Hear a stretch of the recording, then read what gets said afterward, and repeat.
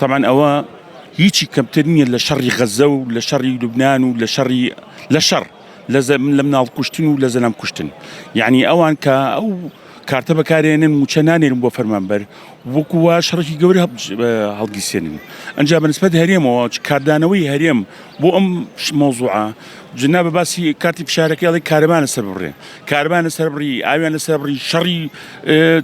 دەسەویەخە لەگەڵیان ناکەیت، هەرچیێکیان لەگەڵا بکەیت شتێکی ئاساییە، چونکە ئەوان بە ئاشکراوە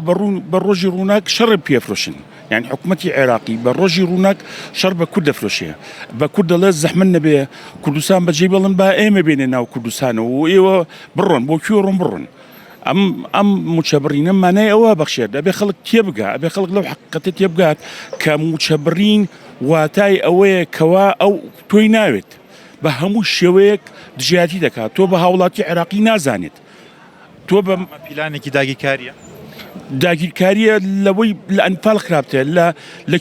کیمیای باران خراپترە،